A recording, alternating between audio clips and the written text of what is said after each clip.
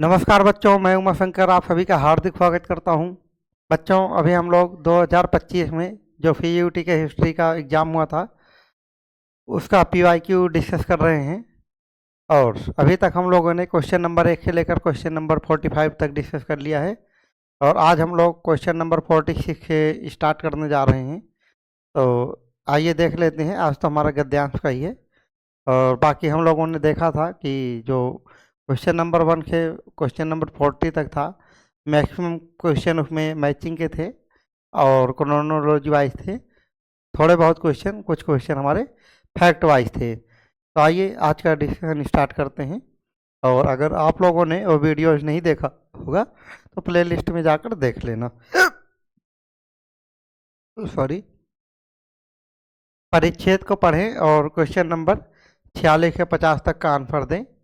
यानी कि ये जो स्टेटमेंट दी गई है यहाँ पर, जो गद्यांश दिया गया है, इसको पढ़ना है और क्वेश्चन नंबर 46 से क्वेश्चन नंबर 50 तक के आंसर देने हैं। तो क्वेश्चन आपके यहाँ पर हैं, ठीक है। और आज हो सकता है थोड़ी सी दिक्कत होने वाली है क्योंकि स्टेटमेंट यहाँ लिखा हुआ है, क्वेश्चन अगले पेज पर है ना। आइए देख लेते हैं सबसे पहले गद्यांश क्या है। मेरी आपत्ति मेरी आपत्ति मशीन के प्रति फनक या क्रेज से नहीं है, ठीक है। यह क्रेज श्रम बचाने वाली मशीनरी के लिए है कि तब तक श्रम की बचत करते रहेंगे जब तक कि हजारों लोग बिना काम के और भूख से मरने के लिए खुली सड़कों पर न फेंक दिए जाएं। मैं मानव समुदाय के किसी एक हिस्से के लिए नहीं बल्कि सभी के लिए समय और श्रम की बचत करना चाहता हूं। मैं धन का केंद्रीकरण कुछ लोगों के हाथों में नहीं बल्कि सभी के हाथों में करना चाहता हूं। ये बात यंग इंडिया में लिखी गई है। और यंग इंडिया किसने लिखी है वो आपको बताना होगा। अभी मैं आगे क्वेश्चन है इसके। और एक छोटी सी और एक स्टेटमेंट है, वो भी यंग इंडिया की ही है कि खद्दर मशीनरी को नष्ट करने की कोशिश नहीं करता है बल्कि यह इसके प्रयोग को नियमित करता है और इसके विकास को नियंत्रित करता है। यह मशीनरी का प्रयोग सर्वाधिक गरीब लोगों के लिए उनकी अपनी झोपड़ियों कॉटेज में करता है।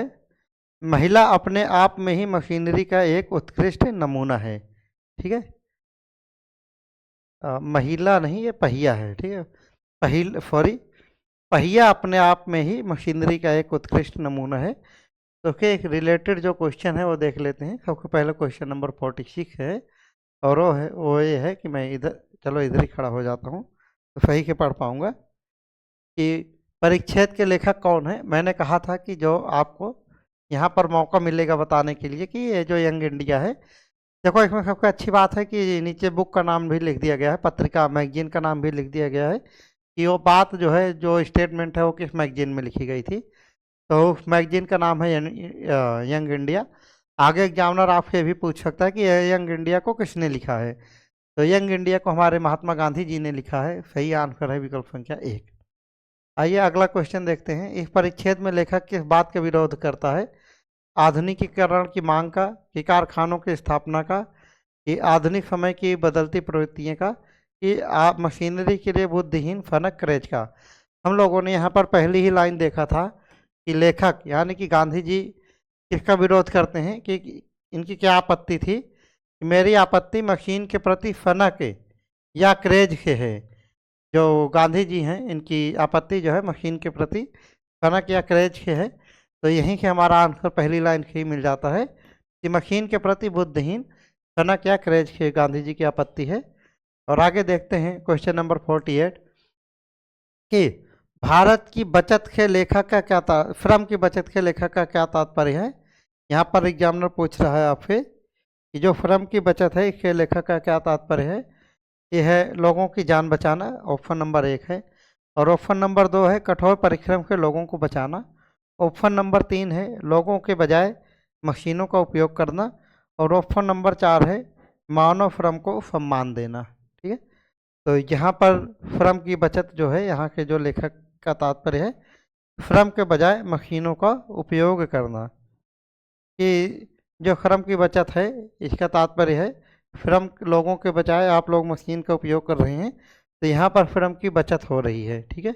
ये यहाँ पर स्टेटमेंट में देख लेना आप लोग। चलो मैं ही दिखा देता हूँ।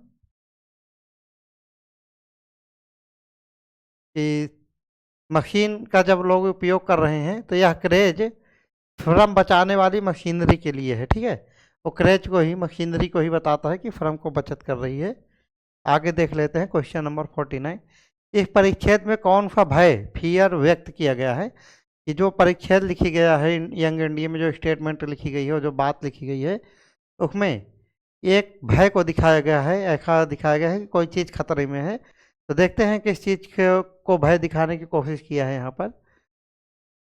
वो विकल्प संख्या 1 है, लोग मशीनरी से प्यार करना शुरू कर देंगे। कि इस बात का डर है कि भविष्य में लोग मशीनरी से प्यार करना शुरू कर देंगे। विकल्प संख्या 2 है, मशीनें मानव श्रम का स्थान लेंगी या उसको रिप्लेस कर देंगी और हजारों लोग बेरोजगार हो जाएंगे। विकल्प संख्या 2 में कहा गया है कि इस बात का डर है कि जहाँ पर हजारों व्यक्ति काम कर रहे हैं उनको रिप्लेस करके एक मशीन लगा दी जाएगी और हजारों लोग बेरोजगार हो जाएंगे। विकल्प संख्या 3 है, मशीनें दुनिया पर राज करेंगी। और विकल्प संख्या 4 है, मशीनी श्रम को सम्मान मिलेगा।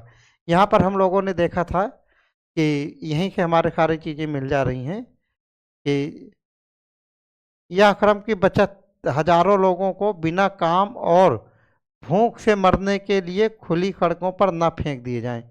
यानी कि ये मशीनरी जब तक काम करेगी, जब तक हजारों लोग भूख और प्यास के मारे जो है सड़कों पर ना आ जाएं, ये मशीनरी वहाँ तक, मतलब आगे हो सकता है कि ये मशीनरी हजारों लोगों को बेरोजगार कर देगी, वो भूखे और सड़कों पर आ जाएंगे। सही आंसर है विकल्प संख्या 2।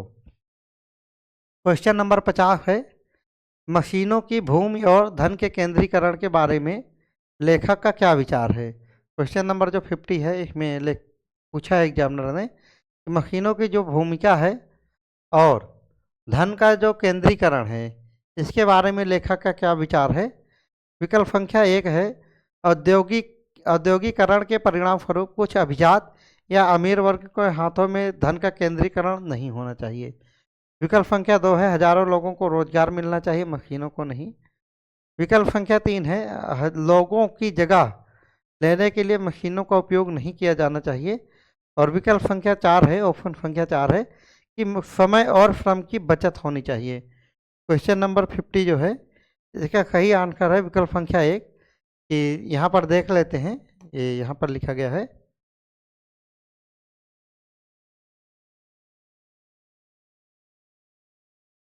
कि यहाँ पर लेखक कहता है कि बचत करना चाहता हूँ, बल्कि मैं भी समय और श्रम की बचत करना चाहता हूँ।